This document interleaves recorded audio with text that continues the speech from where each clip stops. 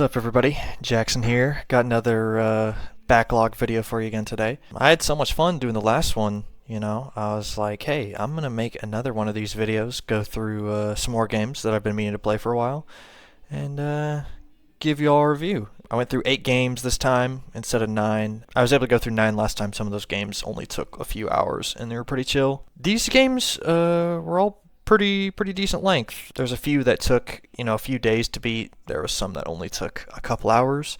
But overall, I had a pretty great time playing all these. Some other stuff I played just around this time with my friends. I played the Halo Reach campaign for the first time. That was really fun. I had a good time playing that. Played some more Black Ops 3 modded zombies, some custom maps.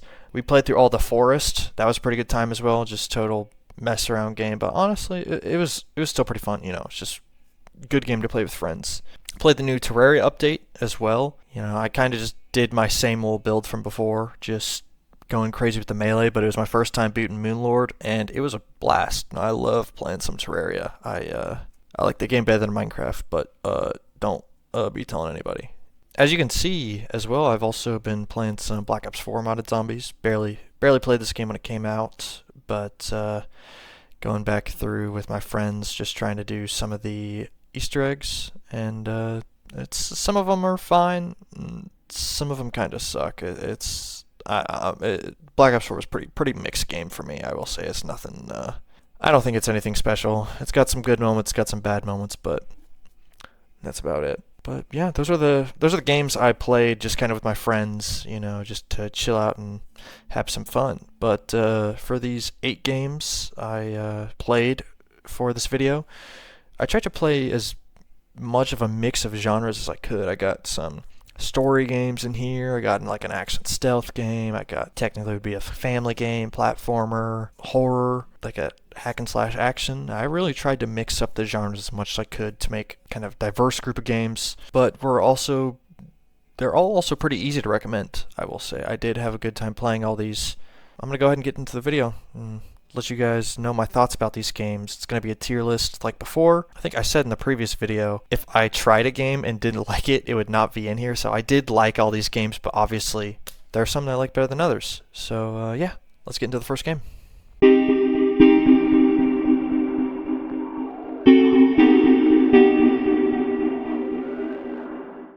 First game I'm going to be talking about is Oxenfree. It's a supernatural thriller story game. You play as Alex. She's a teenager who brings her new stepbrother Jonas to an overnight party, meet up with some friends on a former military island. They explore a cave, tuning into a radio and some strange frequencies. You accidentally open a rift and it releases supernatural entities throughout the island. Big thing about this game is there's no traditional gameplay. It's solely narrative focused. It's a lot of just dialogue choices. Click to where you want to go, and that's about it. First thing I want to say, I really love the art style of this game. It's a real kind of hand-drawn painting style look, and I like the way just everything in this game looks. The characters are also written very well and interact pretty naturally together. Banter between them all feels genuine, and one choice early on about taking someone's side in an argument can completely change how they treat you for the rest of the game. There's dialogue options you see that are minor at the time, or at least seem minor. They actually have lasting effects on relationships throughout the game, and I love how there's different endings and outcomes for the characters based on these choices you have with the dialogue. In a game like this, those decisions, they always need to feel like they matter, and for the most part, I really do think they nail it. My biggest issue with this game, however, is the pacing. This game took me about 4 to 5 hours, and the middle sections you're mostly just walking, talking without any of the supernatural payoff, and it felt pretty slow. The supernatural elements are where the game really shines for me. I thought they were all super interesting. There's time loops, possessions, memories, ghosts from your past, alternate selves you'll see in a mirror, and they're all really gripping and super cool whenever they show up. When you get those moments like discovering evidence of previous loops or seeing how the entities manipulate time, it's honestly pretty compelling. I just wish there was more focus on unraveling that mystery instead of the slower dialogue stretches, maybe where you're going from one point in the island to the other with not much happening. I like I said, I just wish there was more of the supernatural stuff. I thought it was really cool. The ending was also kind of a letdown for me. I usually appreciate when supernatural forces are kept mysterious, but it honestly just felt like zero explanation rather than intentional ambiguity. I got what I think was a good ending. Everything was perfectly fine. There was no hints of anything weird at all. They were just on the boat and everything was good. Everyone was alive, and I was like, oh, I guess that's the game, but whatever, I guess that's it. I get the ending is supposed to be intentionally kind of cyclical, but it still felt pretty abrupt to me and emotionally just not very satisfying. What I've seen online, though, I did look up some other endings. They do provide more closure and are honestly more interesting than what I got, but it honestly makes my experience feel a little lacking in comparison with this ending that I got. Going to this tier list, I'm going to give this game a B. Overall, I think it's a pretty decent narrative game. I'm kind of shitting on it right now. I'm not gonna lie. But the story is honestly pretty solid. It's just the issues I had with it. There's like pretty good dialogue, a lot of branching outcomes, which I do like. But the pacing, the unsatisfying ending that I got, kept it from really landing for me. There is Oxenfree 2 as well. I've been thinking about checking it out for a while. I may, but honestly, after playing this, I'm not really in a rush.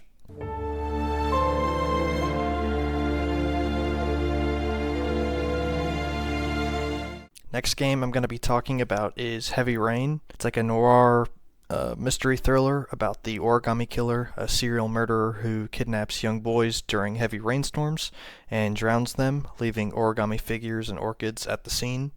When the killer strikes again, 4 characters become entangled in this investigation, each with their own motivation for finding him. As much as I call a game like Alan Wake 2 a narrative game, this is what a narrative game actually is. It's made by the same developers of Detroit Become Human, which I have not played yet, but I know it has some pretty close similarities. Any gameplay in this is either quick time events or just walking around looking for clues, but it totally works for this game. My only cons for this game were some controls and camera issues. Sometimes you'll enter a room and the camera will flip and put you in the room, but you're already moving forward, so if you keep holding the button down, which obviously you already are, you're just trying to enter the room, it'll flip around and you'll have to walk back into the room on accident and walk back in. It's a little strange, but game's just old. It's a little dated, but it's not that big of an issue. Another issue I had was some of the voice acting, specifically from Ethan. It straight up sounds like dubbed anime at some points. It doesn't sound very good in some moments. For the most part, I think they all sounded pretty well. For what I love about this game, I just want to start with the characters. You play as 4 different characters throughout the story, and each offering a different perspective on the origami killer case. There's Madison, a journalist suffering from insomnia. Got Scott Shelby, a PI on the case who's very kind, tries to help other people. Norman Jaden, an FBI agent tasked with the case who has some impressive tech glasses to help with his detective work. And you have Ethan Mars, who's the main character, where describing anything about him really feels like a spoiler because a lot happens in Ethan's story, even just from the very beginning of the game. But all 4 characters are really fleshed out, and even with 4 different perspectives, the story does not feel very overcomplicated. What really sets this game apart is how your actions carry real consequences throughout.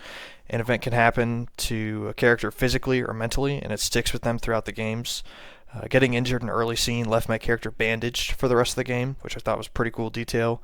Missing a clue in one investigation meant I had less information during a crucial moment later on, where if I would have found a certain clue, I would make a better decision on that. This ties into how much freedom the player has in shaping their playthrough between clues, the QuickTime events, player actions, dialogue choices. You can really decide what happens in a lot of scenes, and there are some seriously messed up endings for the characters if you fail any of these objectives or lead them down a wrong path. The music's also really good, super suspenseful whenever you're against the clock, fast-paced during action scenes. They make you fully invested while you're hitting quick-time events trying to keep your characters out of harm's way. The world also looks great too. It takes place in Philadelphia. It's always raining, dark outside. It really makes you feel the depressing and helpless vibe of the story. When you make a really big save with a character or just do anything good, it feels like honestly the one shining light in this game, because most of it's pretty dark or gray or just brown. Like it's a depressing looking game for a depressing story. Going back to the tier list, I am going to give this game an S. I went online and read some other people's opinions about this game, and there's actually pretty mixed opinions. Some people hated this game while others love it, and I'm in the group where I loved this game. How it does its gameplay with the finding clues and the quick time events. I love the characters, and I just love the story. I think this is a must-play for any mystery fan out there.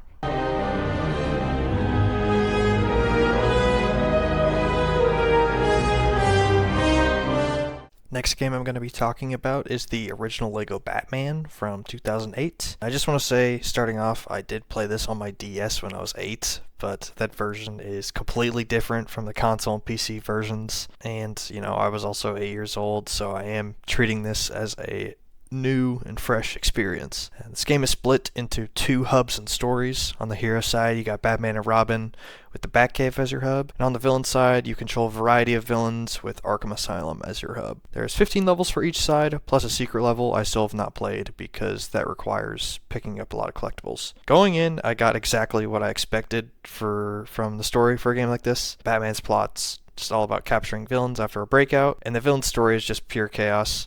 I really loved the villain playthrough. Having separate hub and levels for the bad guys makes this game feel complete, rather than just stretching Batman's story across all the content. This game uses silent storytelling, relying on exaggerated animations and music instead of dialogue, which is the classic Lego style and something I've always appreciated from these old games. The soundtrack's also pretty great, with obvious inspiration from the iconic Batman stuff, like the 1989 Michael Keaton Batman and just some of those older movies. It adds a lot of atmosphere to this Lego game, with the different backgrounds it has. As you can see in this gameplay, the little snow with the OG Batman music, it does make the world feel pretty cool. Gameplay is simple, but honestly pretty solid.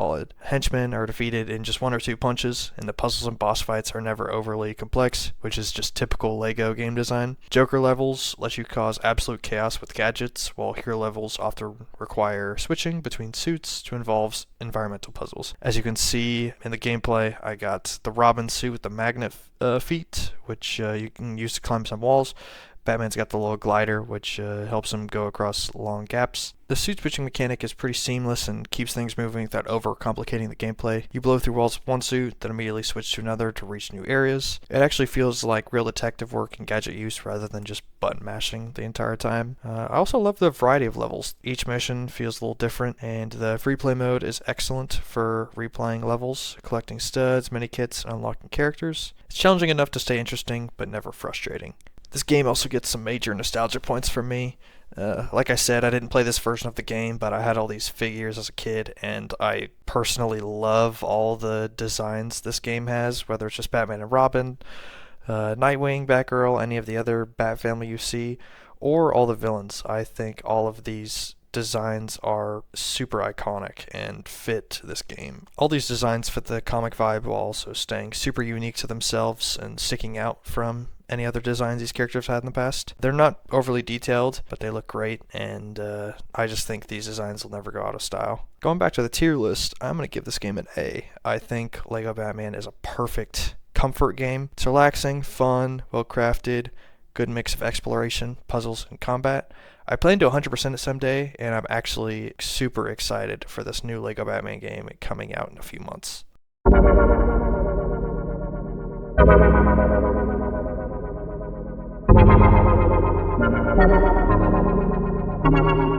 Next game I'm going to be talking about is Hylics. It's a surreal RPG where you play as Wayne. He's a clay humanoid on a quest to defeat Gibby, a tyrant who has drained the world of its life force. And that's about all the plot clarity I can get. This game is intentionally pretty abstract and cryptic. It's also a very short game. I beat it in around 3 hours, and the story is nothing crazy, but the main focus of this game is less of the story and more on everything else. The world and its design are unlike anything I've played. I've never played a game that looked this weird or had this claymation art style, but I loved exploring everywhere. One area is a flesh tunnel cave system that looks like you're inside an organism.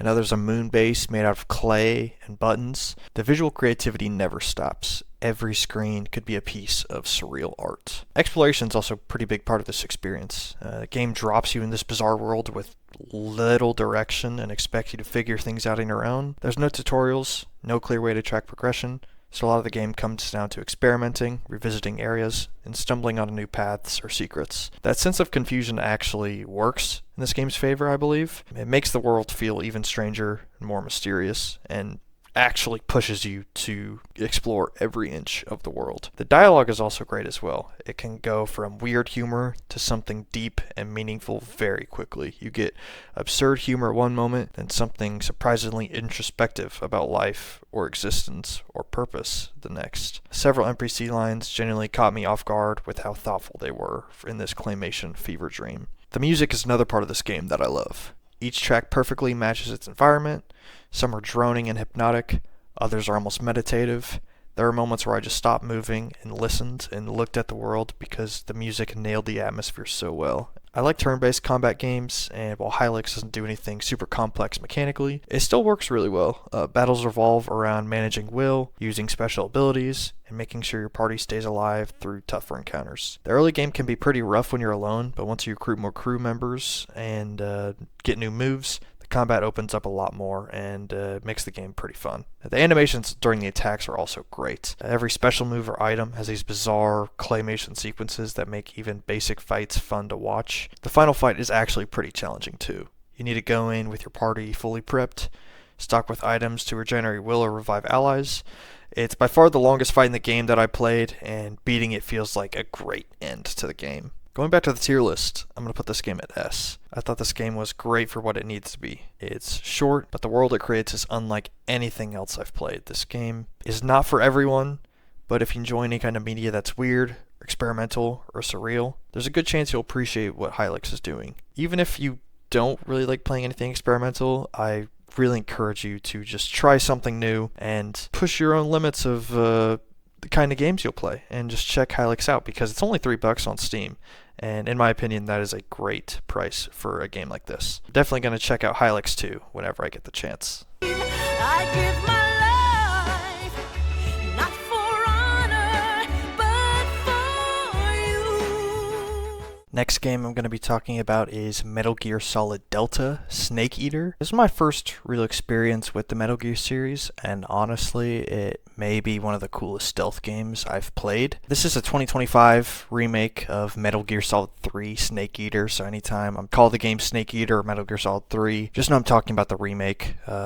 I didn't play the older game. I've always thought the series looked really cool. I'm a big fan of stealth games, and I always like the style of the Metal Gear Solid games, but I've barely played the series. The only Metal Gear game I finished is Metal Gear Solid 5 Ground Zeroes, which isn't saying much. That's a pretty short game. Other than that, I played a couple hours of The Phantom Pain over like 5 years ago, so going into this, I'm still pretty new to the series. I only really have one major complaint with the game, and it mostly comes down to the cutscenes. Metal Gear games are known for having a lot of them, and some are extremely long, like the record-breaking cutscene in Metal Gear Solid 4. For the most part, I actually enjoyed them. They look great. A lot of cool moments happen in them that probably wouldn't work during gameplay, but sometimes the pacing felt a little off. There were moments where you'd watch a long cutscene, play through two small areas for maybe a few minutes, and then another long cutscene would start right away. And since I enjoyed the gameplay so much, it was a little frustrating when it felt like the game just kept pulling me away from the stealth combat. I also had the opposite issue sometimes. Some moments in the cutscenes felt like they would have easily been gameplay sections. Instead of watching Snake do something cool, I found myself wishing I was the one actually playing in that moment.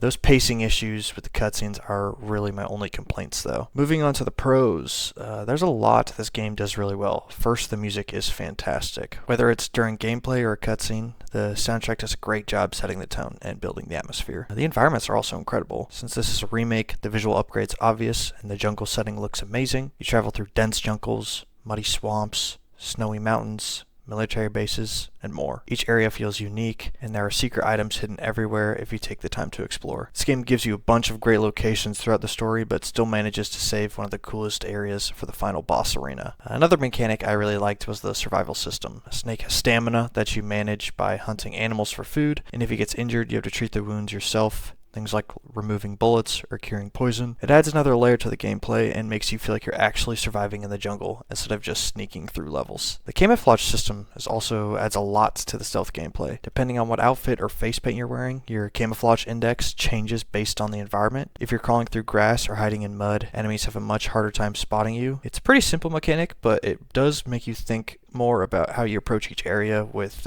what you're wearing and just looking at the surroundings of where to hide. The bosses were also another big highlight for me. All of them have great designs and each fight feels completely different. They're not extremely difficult by default, but the game gives you a lot of tools to experiment with. If you find the right items, use them creatively, you can make certain fights much easier. Two fights really stood out to me, the Sorrow and the End. These bosses were just super memorable, and their boss fights were something super unique that I have not played in any other game. I also really enjoyed the story. Snake's basically on a one-man covert mission deep in enemy territory, and the stakes are huge for the rest of the world. The Cold War setting adds a lot to that tension. The game takes place in the 1960s and really leans into the spy thriller vibe with the Soviet military bases, secret weapons, and the constant threat of nuclear conflict. The characters are great too. You got the boss, Volgin, Ocelot, Eva. They all have strong personalities, and their interactions help pull you into the story. Between these characters, environments, and the twist throughout the game, it honestly feels like something that could easily work as an action movie or a TV show. There's one twist in particular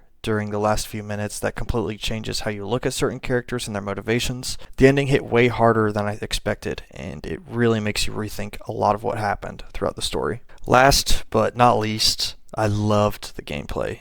Even though I haven't played much Metal Gear before, one thing I always heard about this series is how much freedom it gives players.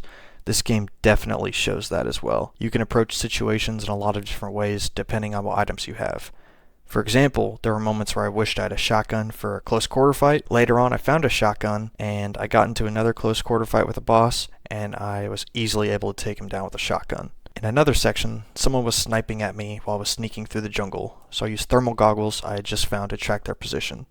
Moments like that make the gameplay really satisfying because you're constantly adapting and using the tools you find. Going back to the tier list, I'm going to give Snake Eater an A.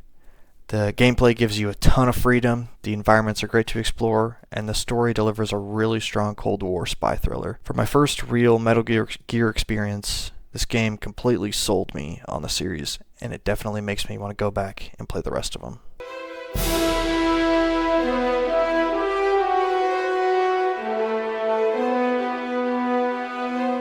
Next game I'm going to be talking about is Star Wars The Force Unleashed. It puts you in the role of Starkiller, Darth Vader's secret apprentice, and he's tasked with hunting down a surviving Jedi after Order 66. Set between episodes 3 and 4, you're basically just Vader's personal assassin, using the dark side to eliminate threats to the Empire. I absolutely love this game. I thought it was a total power fantasy for any Star Wars fan. My only con is the age that shows. This game came out in 2008, so obviously it would have some technical issues. On Steam there are some audio issues. Camera every once in a while would be super annoying. Either the view would be blocked or it would just be hard to see anything properly. And the controls can also be super annoying for some encounters, whether it's trying to hit something with lightning or hit it with your lightsaber. It just wouldn't track properly and it'd be a little annoying, but you can get through those pretty easily, and those are my only real issues with this game. I absolutely love the story. It's not canon, so the story is able to do some crazy stuff without breaking all of Star Wars. Sam Witwer's pretty great as Starkiller. Everything the character does, super cool, and there are several moments in the game that really showcase his performance and the character's internal conflict between his Sith training and doing what might be right. I also love how there are two endings, one for light side and one for dark side. I love how it lets you choose the most important decision in the game with a choice that would have a major impact on this Star Wars timeline. This game also has a super iconic opening mission, which is the gameplay I'm showing right now. You get to play as Darth Vader, and you get to tear through Wookiees on Kashyyyk. It's the perfect way to show you what kind of power you're working towards. All the boss fights are super fun, they're not overly easy. Some fights take multiple attempts as you learn movesets and weaknesses. The early Vader encounter sets the tone perfectly as you're constantly dodging, watching for openings, and the final boss took me about 5 to 6 tries before I figured out the rhythm and patterns and the movesets of the boss. Gameplay is also super fun. A hack and slash game where you play as a Sith feels like one of the easiest ideas in Star Wars, and I think they nailed it. lots of different abilities like lightning, force push, force grab, shields, and many more, and you could do most of the fights however you want. What really sells the power fantasy is how reactive enemies in the environment are. Force powers feel like they actually have real weight behind them. There are also tons of customization options for both your lightsaber and character. Your lightsaber can be changed in color, including the dark saber. You can also change the look of the blade itself, making it more compact or making it unstable like Kylo Ren's. The character customization is also pretty great. Got a lot of different looks for Starkiller, as well as tons of characters from both the original and prequel trilogies. I also played all 3 of the DLCs, and I thought they were all great. Each one's fun and quick, and totally worth the time playing. The Hoth mission puts you in the middle of Episode 5, while they're evacuating and you're tracking down the rebels. The ending's super cool without spoiling anything, but it totally just breaks canon of Star Wars. The Jedi Temple mission has you uncovering more about Starkiller's past.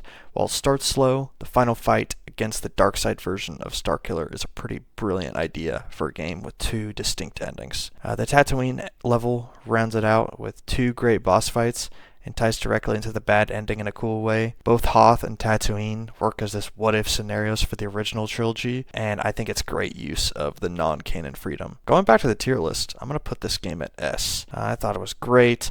I love a good hack and slash game. Combine it with Star Wars, it's great fun. Non-Star Wars fans who like action games would still enjoy this, but I think this is a must-play for all Star Wars fans. I'm definitely going to try out Force Unleashed 2 sometime.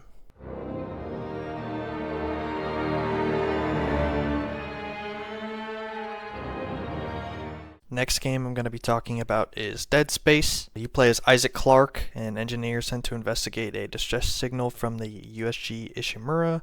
It's a massive mining spacecraft. Then when you arrive, the ship is completely overrun by necromorphs. They're reanimated human corpses, mutated by the Marker, which is like an alien artifact they found. Isaac also has his own personal reason for being there. His girlfriend Nicole is stationed on the ship. The original Dead Space actually released in 2008, but I played the 2023 remake. I honestly do not have many complaints for this game. My only real issue is out of the 12 chapters, a few in the middle feel less important, but that's always going to happen in any game, movie, TV show. There's going to be some stuff in the middle that feels like filler, but honestly all the chapters did have some pretty decent parts in them, but obviously just some are more important than others. First thing that really stands out for me at this game is the graphics and the atmosphere. This remake looks fantastic, and you can tell the developers put a lot of effort into making the Ishimura feel like a real place, whether it's like the disturbing alien growth spreading throughout the walls, the dark hallways, with the little industrial look on the side, as you can see here with the vents, the wiring, all that stuff. Or just walking through the ship with only your flashlight lighting the way. There are some pretty dark areas in this game. I was genuinely surprised because I'm someone who, I don't crank my brightness up pretty high, but I do turn it up just a little bit. But even with that, some hallways you just cannot see a thing except for what's directly in front of you. And all the environments just pull you into this sci-fi, alien style atmosphere. And it is a great environment to play in for a horror game. One of my favorite technical touches is how the entire game plays out in one continuous shot. There's no loading screens or anything whenever you open doors or traditional cutscenes. Everything happens as you're still in control of Isaac, and it makes this experience feel a lot more immersive. There's sections where you're talking to guys, but they're just right in front of you, or they call you over the radio. There's no actual, real cutscenes in this game, except for there might be some of the intro or the end that I'm forgetting. For the most part, it really feels like you are playing the entire time. I think that is such a cool touch for a game like this that's really trying to pull you into the world. There's also several sections where you go outside the ship into space, which I was not expecting at all. I thought it was just going to be strictly inside the ship dealing with the aliens and dark hallways and stuff like that. These space sections were awesome. You really get to see the scale of the ship with the huge structures around you, entire planets visible in the distance. A lot of broken parts whenever you're kind of zero gravity going through stuff. There's a lot of also some combat sections with the zero grav, and I thought all those were cool as you're floating in the air trying to shoot guys and dodge out of the way of stuff. The weapons and enemies are another highlight for me of this game. You start with the plasma cutter, and the game teaches you pretty quickly that the best way to kill these necromorphs is by dismembering their limbs. As their game progresses, you unlock more weapons, and they're useful in different situations. Enemies also start appearing in stronger variants. Figuring out which weapons work best against certain enemies becomes a big part for any of these encounters. I know there's a gun that's almost like a chainsaw, and you can just shoot the chainsaw straight out, but you can also hit another button where it holds like the chainsaw in front of you. Or not chainsaw, it's more like a saw blade, I think. Yeah. I could hold the saw blade out and I could kill a few guys without actually having to use the saw blade. So, I could kill 2 guys for only 1 ammo instead of just killing 1 guy with 1 ammo. And then there'll be a part where like some little guys attack you on the ground. The best way to take them out is pull out your flamethrower and destroy them all. It is really fun messing around with all the different weapons. I stack up a lot of ammo on like the harder hitting stuff and save it for boss fights, and it made them way easier for me. Overall, for me, all the weapons are super fun. And then you pair it up with all the different enemy types. Combat in this game was really fun for me. As I said with the enemies, each necromorph has a pretty great design. They all looked pretty distinct from each other. You can tell really easily which one's which. The sound design for them is also great as well. You can hear one scream out in the distance, and you're like, oh god, I don't want to go over like how many are there, I know something's around this corner. That's a cool touch for, a horror game like this. The story also grew on me a lot more than I expected.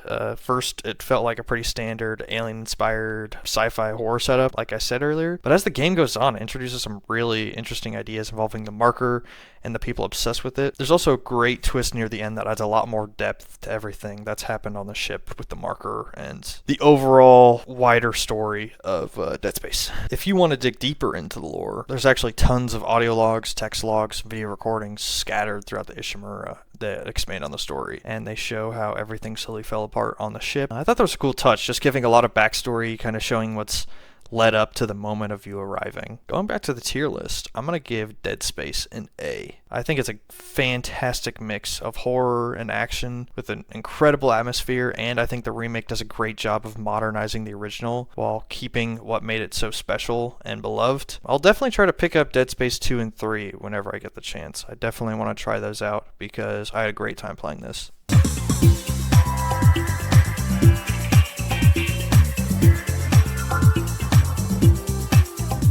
Last game I'm going to be talking about is Psychonauts. It's a 3D platformer where you play as Raz. He's a young circus acrobat who runs away to psychic summer camp to train as a psychonaut. Their psychonauts are elite psychic secret agents who can dive into people's minds. Campers start disappearing, and there's some weird plot going on in the background. Raz has to use his growing psychic abilities to uncover the truth behind why everyone is disappearing. I've been meaning to play this for a while. I haven't played a ton of platformers, but I always enjoy them, and this was no different. I'm going to start out with some of the cons I had. Firstly, this game does show its age a lot. Psychonauts came out in 2005 and has a fair share of technical issues. The Steam port has some crashing issues for me near the beginning of my playthrough, but luckily I was able to find a fix, and the game did not crash at all afterwards. But the camera and controls can be an issue sometimes as well. There were times where I'd want to climb onto a certain object or lock onto a different enemy, but the controls and camera kept me from doing this. It's always frustrating at the time, but once you get through a certain annoying section, you go a while without anything else really causing issues. There's also a section in the middle that can drag a good bit if you haven't grabbed enough pickups. I wasn't high enough level, so I had to backtrack a bit, go around and grab some stuff. It was frustrating at the time, but story picks up again immediately afterwards, so it's easy to forget once you move on. I think it was also partly my fault. I was not grabbing enough side stuff along the way. For the pros, I'll start with the story. Raz is a great protagonist. He starts out as a confident kid who runs away from home to join the Psychonauts,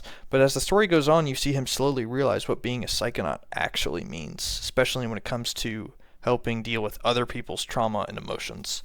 Without getting into spoilers, I also really liked how the game slowly builds a bigger mystery over time. What started as a simple summer camp story gradually turns into something much darker, and the way the plot escalates kept me invested with the story throughout the way. Since this game is all about going into other people's minds, it has a lot of themes about mental health and past trauma, which I thought was a super interesting topic to cover for a game like this. There's an entire 4-level section that is all about helping people get past previous emotional trauma, and all 4 levels cover this topic while being very unique from each other. As you can tell by the art style and summer camp setting, this game was targeted as a kids game, but the writing can shift pretty quickly from campy and lighthearted to very funny to surprisingly dark. Some memory vaults reveal genuinely disturbing backstories, and there are optional areas with unsettling implications of what's actually going on in this person's mind. That's the kind of stuff that probably went over kids' heads, but hits way different playing this game as an adult, and it brings a lot of depth to the characters and the overall world of Psychonauts. I also love the different abilities and the variety of gameplay they bring. You can use telekinesis, confusion grenades, ignite enemies, float above enemies, and do a ground slam, and a wide variety of other abilities that let you find your own playstyle for fights and platforming sections. My favorite part of this game, though, is the level design. The main focus is the different mines you travel to, and each one feels completely different from the last. The Milkman Conspiracy level is probably my favorite. You're in this paranoid suburban neighborhood where everyone's a secret agent, and the entire world tilts and shifts as you uncover this conspiracy. Then you have Lungfishopolis, which is what I'm playing in the gameplay here. You're literally Godzilla stomping through a city. The music and the look of each level go together perfectly, making each one a memorable experience. Going back to the tier list, I had been debating whether to give this game an S or an A, but I'm going to put it at S. Between the creative levels, compelling story, and unique abilities, this game still holds up, and I had a great time playing it. I wish I would have played it sooner. I know they released a sequel sometime in the past 5 years. I'm definitely going to check out Psychonauts 2 whenever I get the chance. Alright, that's going to do it for my second backlog video. I'll throw the tier list up again just to show everyone the rankings one last time. One thing I thought more about when I was making this video compared to my last video was kind of just overall saying what my favorite game was and why. And I kind of split them up into two categories. I'll talk about this video, but I'm also going to mention last videos as well because I missed it. For this video, I think objectively the best game I played was Psychonauts. I loved Psychonauts. You know, it's just cool platforming, abilities, story, especially like the level design is honestly some of the best I've played, especially for a game that needs to nail levels like a platformer. I can tell why this game is a known classic. I loved Psychonauts. I think it's objectively the best game I played, but the other category of favorite game that I played I want to talk about is games that just like, I don't know, it's maybe they're not as good as other stuff you play, but you kind of get drawn to them more. And that was Hylics for me. Hylics is just a short, I don't know, something about Hylics. It's so cool. I love that game. I really do recommend anyone to just try it out because it's quite an experience to play and just kind of get lost just walking around in that world for a few hours. It is a great time. Going back to last video, I think objectively the best game I played is definitely Alan Wake 2. I thought about it more, and Alan Wake 2 is probably like my top 5 favorite games I've ever played. I love everything about Alan Wake. I loved Alan Wake 2. And while it still made me like just think about how different like video games can be, that was kind of Dread Delusion for me last video. It's like Hylics. It's just objectively, is it like maybe the best game ever? No, but it's just something. Some of these games can be really special and really draw you to them, and you want to get lost and just explore everything. You want to be in there for hours and you just want to know everything that's going on in this world. And I think that's cool. I love both of these kind of games where it's like, yes, this one game is objectively better, but this one, there's just something about it. And you can't explain it, but, you know, you have a great time playing it. And there's nothing wrong with having some crazy, weird video game taste or anything, you know, but it's cool. It's my favorite part of this whole backlog thing, just trying new stuff, just widening what I can play. I didn't play horror games. I didn't play a lot of platformers. I don't play a lot of just standard story games, but I've had a great time playing all of these, and I can't wait to play some more in the future. Yeah, sorry for the whole maybe not a rant, more of just my whole spiel,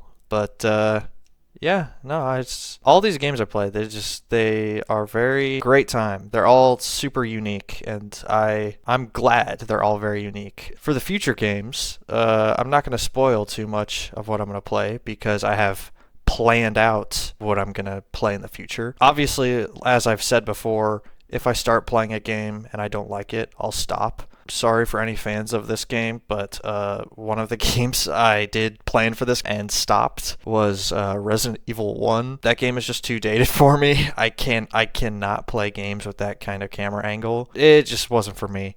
I'll go ahead and mention that now. Yeah, Resident Evil 2 is on the playlist for next time. I'm excited to play that. I've heard a lot of good things because I want to get more into Resident Evil. I want to play that. I want to play 4. I want to play Requiem. Just came out. Another game I'm hoping to play is Quantum Break. You know, last video I played a ton of Remedy games. I'm super excited for Control Resonant coming out later this year. But Quantum Break just seems pretty cool. I know at the time it was like an Xbox exclusive, and now it's on PC and all that. But yeah, I just want to try it out. I want to see how it is. And lastly, I said I would do it last time, but I totally skipped it. Mass Effect will be done. I promise. Do not worry. I will try my best to grind through that game. I hope you all liked the video. It's probably going to be 8 games every single time from now going on because I am trying to mix in some longer games and some shorter games. But if I end up playing a few games and I get through them pretty quick or end up having a lot of extra time on my hands, I may do 9 for a video. We'll see. Been playing a lot of Marathon right now. About to finish Black Ops 4, and I'm probably going to hop back into the Division 2 sometime soon. It's been fun